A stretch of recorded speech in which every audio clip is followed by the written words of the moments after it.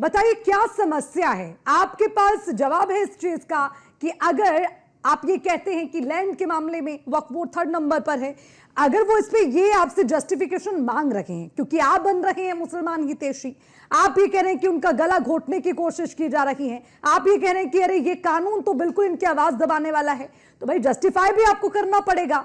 याचिकाओं की तो बड़ी लंबी फहरिस्त लग गई, लेकिन उसके कारण भी तो बताने पड़ेंगे ना शाकिर जी।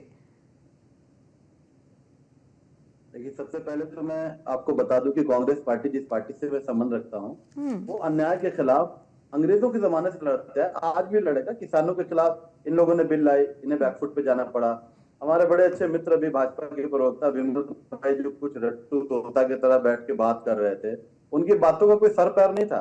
उन्होंने रेलवे के लैंड से, डिफेंस के लैंड से, अब वक्फ बोर्ड के लैंड पर कहां से कंपेयर कर दिया उनके। मैं समझा दूंगा अभी कि वक्फ बोर्ड का लैंड क्या होता है, वो कहां से आता है, वो देश की प्रॉपर्टी है नहीं है, क्या है, किनकी है, उनको जानकारी नहीं थी।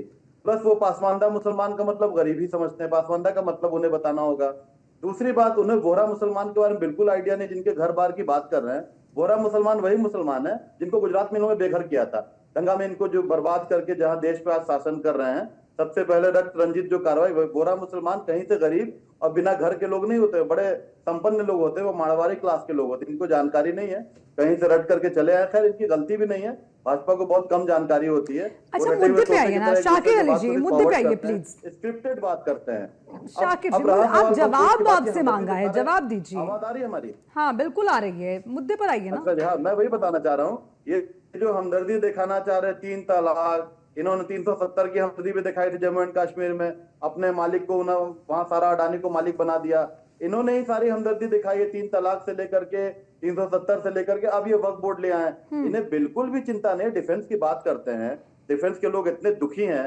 इनके यहाँ ही ना बोला गया था अग्निवीर, कैसा शब्द इनको शायद भूल गए होंगे, जिसके खिलाफ कितना विरोध हुआ, लोगों के करियर से खेल गए। इन्हें ना नौजवान चाहिए, ना इन्हें महिला चाहिए, ना इन्हें इंसान चाहिए। शाकिर जी फिर इधर उधर की बातें। अरे शाकिर जी, वक्फ बोर्ड पर बोलिए। इन्हें शर्म आनी चाहिए, इन्हें शर्म आनी चाहिए। एक भी मुसलमान या कांग्रेसी कभी ऐसा नहीं करता, इंसानियत के खिलाफ बात करता हो।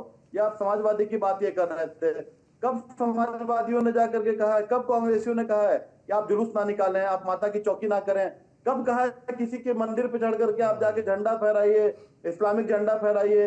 देश का तिरंगा तो चलिए फहराने के इनको हिम्मत नहीं होता है, ये तो अभी डर करके शाकिर जी, में तिरंगा इट्स 3rd टाइम मैं आपको फिर कह रही हूं, वक्फ बोर्ड पर बोलिए, बिल पर बोलिए, कानून पर बोलिए, याचिका लेकर आप सुप्रीम कोर्ट पहुंच रहे, तर्क दीजिए, तर्क संगत बात कीजिए। वक्फ बोर्ड की जमीन की सबसे पहली बात मैं इन्हें बता दूं, वक्फ बोर्ड की जमीन जो होती है वो किसी के बाप की नहीं होती है, वो पूर्वजों ने डोनेट किया होता है अपने समाज के लिए कि उससे गरीबों का उत्थान हो, उन्मूलन हो। और इनको इतनी परेशानी क्यों हो रही है? हमने कब कहा कि जैसे वक्फ बोर्ड में इन लोगों ने मेंबर लाना शुरू कर दिया कि नॉन मुस्लिम्स रहेंगे? मैंने कब कहा कि मुझे आप मथुरा में, काशी में, वृंदावन में, तिरुपति में, अयोध्या में पैसा खा गए अभी?